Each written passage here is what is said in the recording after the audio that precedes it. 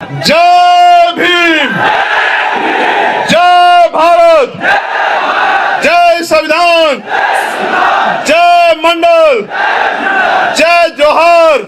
राष्ट्रीय अध्यक्ष से डिबेट करें।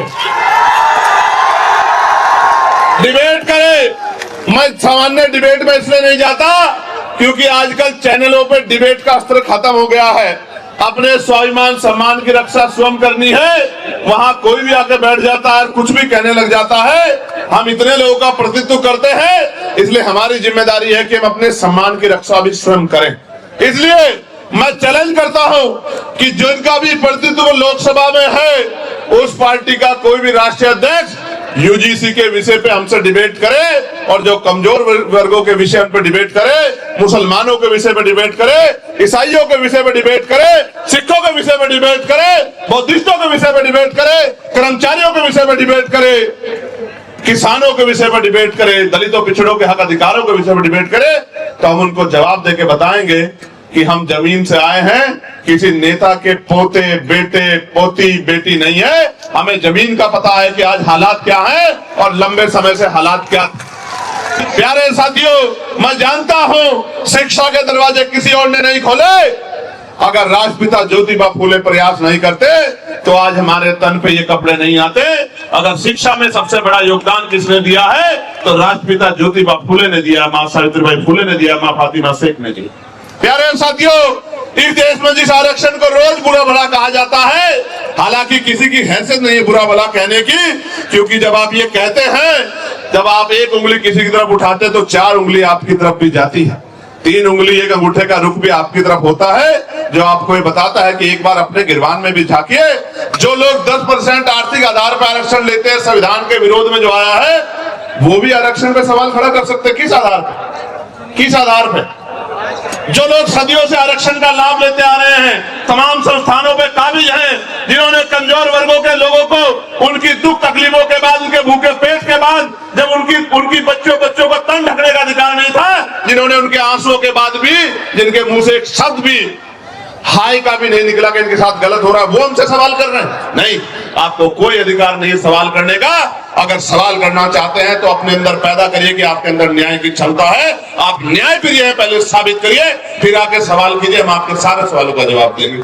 प्यारे साथियों, आरक्षण का जाति के आधार पर मिलता है, आरक्षण क्षेत्र के आधार पर भी मिलता है। आप जाके देखो, जम्मू कश्मीर में आरक्षण क्षेत्र के आधार पर मिलता है। आप जाके देखो, हिमाचल में आरक्षण क्षेत्र के आधार पर मिलता है। आप जाके देखो, उत्तराखंड में आरक्षण क्षेत्र के आधार पर मिलता है। कौन कहता है जाति के आधार पर मिलता है? आरक्षण उनको मिलता है जो पीछे रह गए हैं, जिनका प्रतिनिधित्व कम है। और इस देश का मैं गारंटी से कहता हूं, कास्ट सेंसस करा के आप लोग डेटा उठा के लाइए, आइए डिबेट कीजिए और बताइए आपकी संख्या कम है। मैं गारंटी देता हूं, मैं चंद्रशेखर आजाद जो लोकसभा का सदस्य है और आजाद समाज पार्टी भी मानवीय कार्यकर्ता, मैं वचन दे कहता हूं, अगर किसी विभाग में आपका आरक्षण कम हुआ, चाहे वो विधानसभा हो या लोकसभा हो या कोई भी विभाग हो, अगर आपका आरक्षण, आपका प्रतिनिधित्व कम हुआ, मैं वचन देकर कहता हूं कि दलित पिछड़ों की लड़ाई को पीछे छोड़ के पहले आपकी लड़ाई लड़ने का काम करेंगे। इस बात का मैं आपको विश्वास दिलाता हूं। मैं संविधान को मानने वाला व्यक्ति हूं, न्याय प्रिय व्यक्ति हूं, इसलिए आपसे कह रहा हूं। तो मगर सच का सामना तो करना ही पड़ेगा। इस देश में अगर आरक्षण आया सबसे पहले तो 1902 में आया, जिसको छत्रपति साहू जी महाराज ने लागू किया, किसी और ने लागू नहीं किया। कुर्मी वंश के छत्रपति साहू जी महाराज ने लागू किया, उससे पहले तमाम न्याय प्रिय लोगों पर था अवसर, उन्होंने लागू नहीं। इस देश दिखाई देते हैं, जब हम चारों तरफ देखते हैं, बाबू सिंह दयाल चौरसिया दिखाई देते हैं, परमानंद लोधी जी दिखाई देते हैं, अवंतिका बाई लोधी जी दिखाई देती हैं। ये जो यूजीसी आया, मैं इसका धन्यवाद करूंगा, इस गाइडलाइन का। इसके आने से कई लोगों के चेहरे बेनकाब हुए, जो कहते थे हम सेकुलर हैं, हम न्याय प्रिय हैं। पार्टी जो प्रोटेक्शन संविधान है कि ये अपने झंडे वंडे जो है साथ लेके सड़क पर मार्च करते हुए लगे। ये जो सम्मानित व्यक्ति बोल रहे हैं, मैं इनसे आग्रह करूंगा, जो एडमिनिस्ट्रेशन के लोग यहाँ हैं, मैं उनसे आग्रह करूंगा कि हमारे जो सीनियर लोग हैं, एक बार उनसे बात कर लें, ये बीच में ना अपनी बात को रखे और ये भाषा शैली सुधारे। झंडे वंडे नहीं होते हैं, ये झंडा हमारा सम्मान है। और इस बार अगर ये भाषा शैली नहीं सुधारेंगे तो फिर ये आंदोलन आज ही नहीं, अब आगे कल के लिए भी कह दूंगा और लोगों को अपील कर दूंगा, फिर देख लेना संभाल नहीं पाओगे इतने करोगे। ये सच है कि जहां आपकी आवाज नहीं होगी वहां सुनवाई नहीं होगी, इसलिए आपको अपनी आवाज को मजबूत करना पड़ेगा। आज इस आंदोलन का पहला चरण है, आज यहां है, कल राष्ट्रीय अध्यक्ष भीम आर्मी के नेतृत्व में भोपाल में होगा। 9 तारीख को राजस्थान में हुआ था। हम लोग इतनी चैन से नहीं बैठने वाले हैं।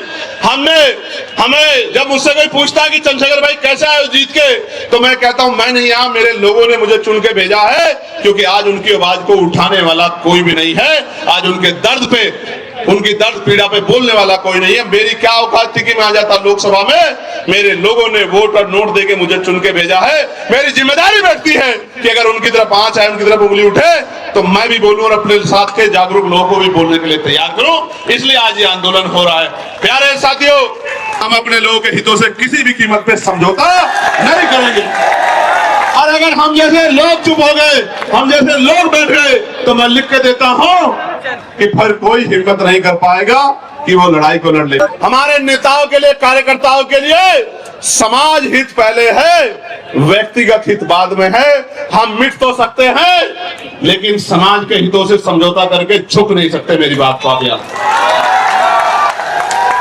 मैं अकेला व्यक्ति था, भंते जी यहां बैठे हैं, मैं अकेला व्यक्ति था जिसने बीटी एक्ट के खिलाफ आवाज उठाई कि बीटी एक्ट 1949 खत्म किया जाए, क्योंकि उसमें बौद्धिक समाज के लोगों के साथ अन्याय हो रहा।